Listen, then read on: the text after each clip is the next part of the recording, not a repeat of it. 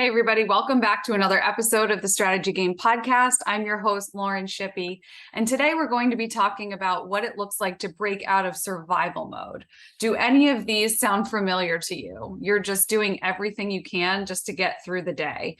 You have focused all your energy on the next 24 hours, and you're not even able to think about the next day, never mind the next week. You can only consider one task at a time. Everything feels urgent. You feel utterly alone and helpless. You are the only one who can do the job right, and you must do it yourself, or so you think. That can be an illusion. You push others away without thinking because you don't have time or energy to deal with them. You don't eat properly. Sleep is a foreign concept. Your stress level is so high that you feel like you could snap at any moment.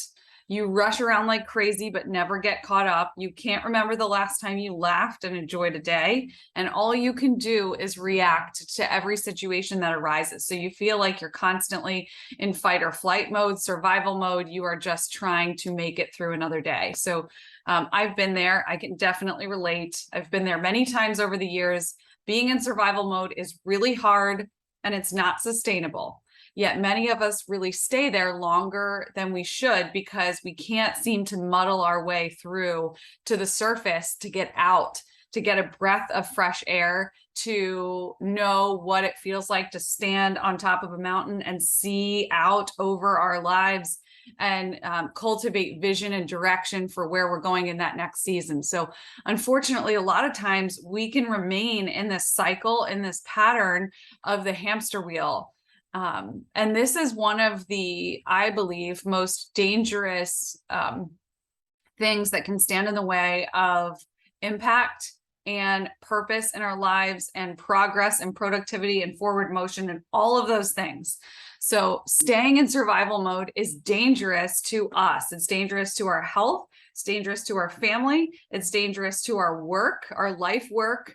And so I'm going to unpack 4 things that I think you can do. And if you stick with them for at least a week, I think you'll see the impact. So let's talk about it. Number 1, shift your mindset daily or hourly. So write out one or just a couple of things you need to remind yourself right now in this season. So these can be your mantras, if you will.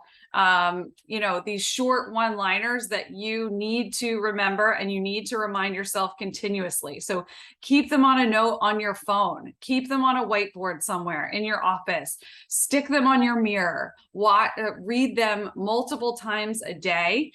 You've got to start reminding yourself of what matters continuously and what is true.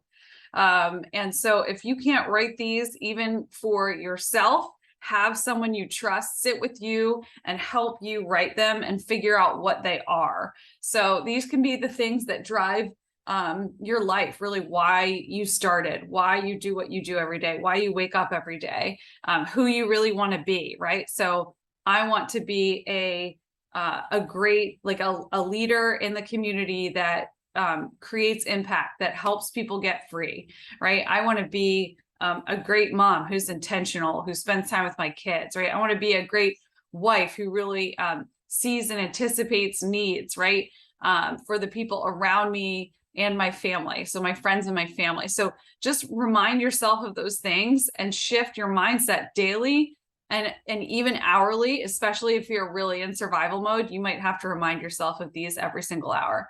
Number 2, so focus on growth. I know it seems like the opposite of what you want to do, or even think that maybe you're capable of doing at this point, but you've got to open up, even if it's just a tiny crack of space, for things that typically spur creativity for you in order to break out of survival mode. So even if there's just like a 4-minute window a day that you have, that you start setting a timer on your phone, and it's maybe that you're going for a walk around the neighborhood, or maybe it's that you are sitting without your phone, you're going into another room, you're going into your space. I call my closet my like war room, so to speak, where I've got a big whiteboard and I've got no technology in there.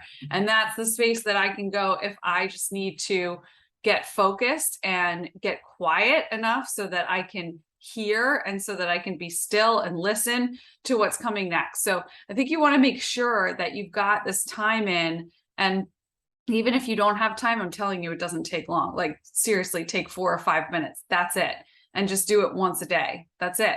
The only thing that's going to lead to you getting out of survival mode is you seeing a crack of light through whatever it is, the closed door that you're hitting, the wall that you're hitting, right? So you've got to break open that just that little bit of tiny light, and you've got to see it daily, right? And then once you see it, even if it's just for a week, you'll want more of it and you'll make more space for it.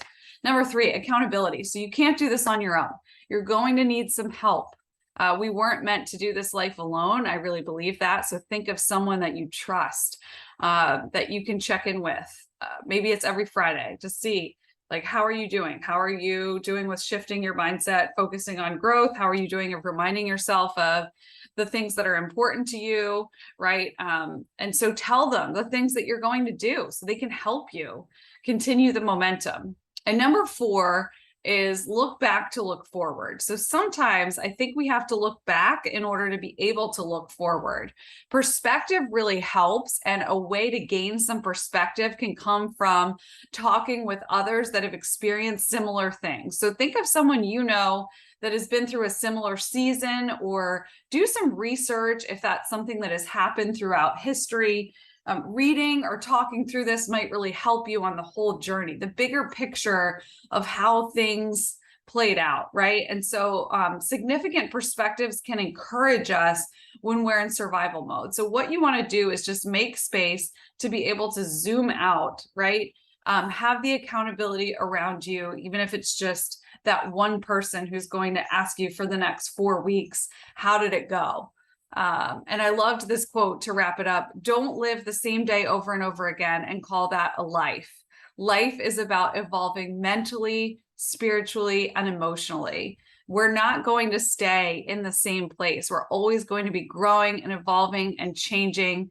And this is your encouragement today to just crack open the door just a little bit, even if it's a couple minutes a day, to focus on growth or channel creativity, or just really, if you're just so exhausted to start, just be still. I think it starts by just learning to be still first. And then once we're still continuously for a little while, then we'll get more momentum and we'll get more strength. And we'll find that we are hearing more things that really relate to our purpose, or maybe we don't even know what our purpose is, but we'll see what's in front of us right now that we can do that will unlock more creativity or make us come alive. So what I'm really trying to say is that we want to find the things that make us come alive and make sure that we have some time to do those, because that makes us better in every other area of our life.